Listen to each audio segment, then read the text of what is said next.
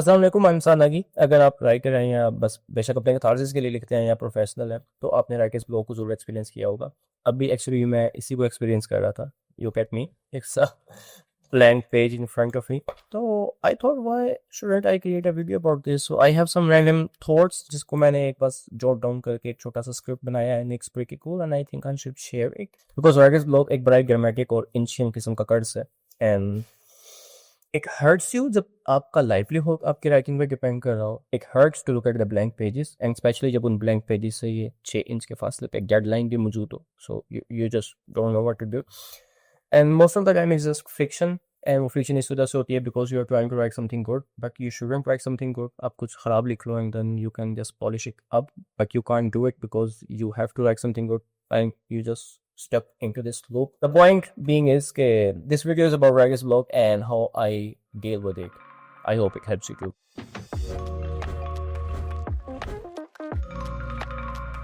हम 3 एंगल्स की बात करेंगे, घोस्ट राइटिंग की, फिक्शन की, नॉन फिक्शन की। So firstly let's talk about ghost writing. हम इसके सबसे पहले इसलिए बात करेंगे because it's something unique. Because ghost writing में आपको ऑलरेडी 2 चीज़ों का प्रेशर होता है एंड पहला प्रेशर होता है कि you have to write like them in their voice.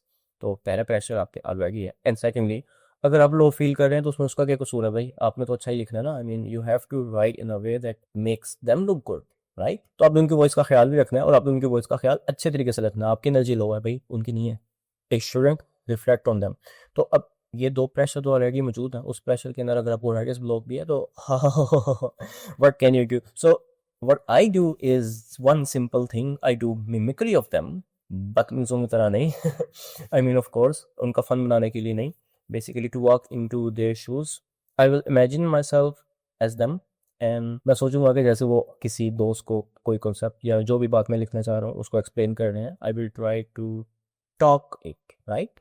ऊंची आवाज़ में बोलूँगा उनके अंदाज में और फिर जो भी मैं बोलूँगा उसको लिख लूँगा and then I have the first draft. I mean that is pretty cool, right. अभी थोड़ी देर पहले मैं खाली पेज को, ब्लैंक पेपर को स्टेयर कर रहा था and no, I the first draft. I can capitalize on it, I can polish it, rewrite it and always remember good writing is just rewriting. तो इस मेसी इनफॉर्मल से draft को जब मैं पॉलिश करूंगा, क्लीन करूंगा, तो I will have a good one, right. And अगर मैं फिक्शन लिख रहा हूँ तो फिक्शन लिखते हुए मैंने अपने तौर पे नोट किया है कि राइटर्स ब्लॉक इस वजह से होता है because I am trying to write something beautiful and I am unable to write something beautiful, या I am trying to add some depth to it लेकिन नहीं कर पा रहा। So there is some resistance that fiction, जिसको हम writers block कहते हैं। एक सा कूल थॉटफुल एक्सरसाइज जिसपे आप अपने आप से पूछें कि वे आर वी, अपने आप से भी और जो भी सीन आप लिखना चाह रहे हैं उसके बारे में भी, where are we, who wants what and what's in the way, ये बेसिकली क्वेश्चन मैंने लिखे हुए हैं। तो अब ये एक्चुअल में आपको अपने सीन में डेप्थ या जैसे मैंने ब्यूटीफाई करने का कहा कि वो करने में हेल्प नहीं करता but it kicks of something. I mean आप अपने आप से क्वेश्चन कर रहे हैं, उस सीन के बारे में कुछ क्वेश्चन कर रहे हैं, तो you have something on a page now. And again जैसे मैंने पोस्ट राइटिंग के अंदर बात की, when you have something you can just push एक और इससे मजीद एक्सपेंड कर सकते हैं। अगर एक इन क्वेश्चंस वाली बात आपको थोड़ी सी बोगस रखे या मतलब लगे कि नहीं यार ये इतनी इफेक्टिव नहीं है या इसको मैंने काम में भी कैसे लाना है, बिकॉज मुझे खुद लग रहा है कि मैं इसको सही तरह से एक्सप्लेन नहीं कर पाया, तो ये आर 2 वेज एक्चुअली जो कि मुझे इससे ज़्यादा बेहतर लगते हैं। फर्स्ट वन इसके आप अपने ऊपर कोई ना कोई कंस्ट्रेंट्स अप्लाई कर लें, अपने आप को बिल्कुल फ्री ना करें। And then constraint can be कि ओके ये जो मैं सीन लिख रहा हूँ उसको मैंने सिर्फ और सिर्फ डायलॉग्स की सूरत में लिखना है, नथिंग एल्स। सो आप एक मुकालमा लिखना शुरू कर दिया। या सेकेंडली इसके जो मैं सीन लिख रहा हूँ इसके अंदर मैंने सिर्फ और सिर्फ उन चीज़ों की बात करनी है विच आर इन मोशन। तो अभी मैं सीन के अंदर हो क्या रहा है उसको डिस्क्राइब नहीं करूँगा। अभी I will just talk about this coffee getting cold, this pen being a very very cool one. I mean उस सीन के अंदर जो सेटिंग है उसके बारे में बात करना शुरू कर दूंगा, not essentially what is happening in the scene, right. ये जो कंस्ट्रेंट्स की बात की है वो आपको हेल्प इसलिए करती है बिकॉज आपके पास एक फ्रेमवर्क आ जाता है तो उसके अंदर you start to produce something. और ये जो मोशन वाली बात की है कि उन चीज़ों को लिखना जो मूवमेंट में है, उससे भी अगेन ये फ़ायदा होता है कि आपको एक मोमेंटम आ जाता है, at least you kick off something. इसकी बड़ी बेहतरीन मिसाल मुझे ज़्यादा से सलमान को लगता है, I mean if I am not wrong, लेकिन मुझे उनकी राइटिंग से नई चीज़ रिफ्लेक्ट होती नज़र आती है कि बिकॉज वो ब्यूटीफाई या डेकोरेट करने की तो कोशिश नहीं करे ना, he just continues to reveal things.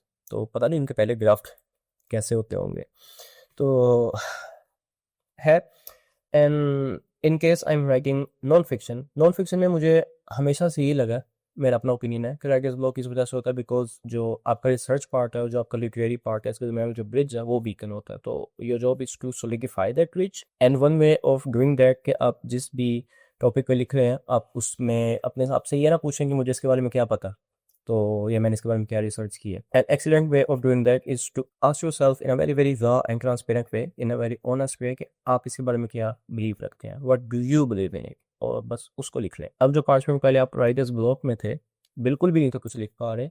When you write what you believe in it and then you build all of your writing along it, तो फिर जो आपका नॉलेज होता है, जो आपने रिसर्च की होती है, आप उसको भी ऐसा ऐसा अंदर समाना शुरू कर देते हैं.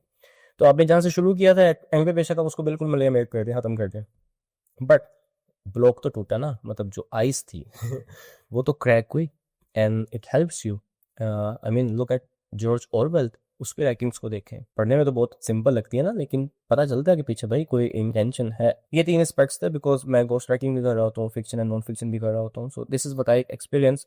And two more things which I would like to add on is के राइटिंग ब्लॉक को तोड़ने के अंदर मुझे एक चीज़ ने अगर बहुत ज़्यादा हेल्प किया तो that is the shift in perspective. And that perspective is कि I am here to write badly, नहीं लिखने में जो कि बहुत ही खूबसूरत से sentences. Write in a messy way, write in a raw way, and write badly.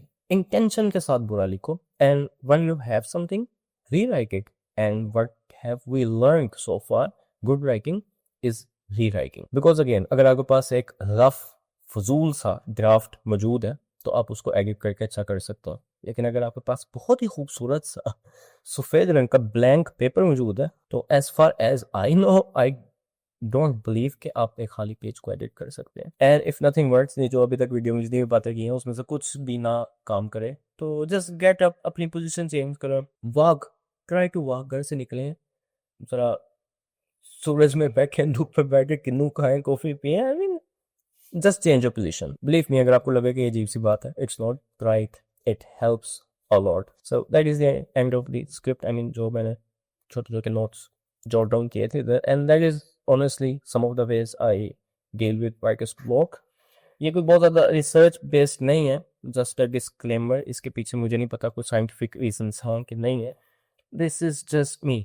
I mean, purely from experience. At the end, I would like to remind you कि messy bag draft पर produce कर लें, kick off, momentum gain कर लें. You can always polish it up later. If this video has helped you, I'll be a very happy man. If there's any question, please ask in the comment section below. Thank you so much.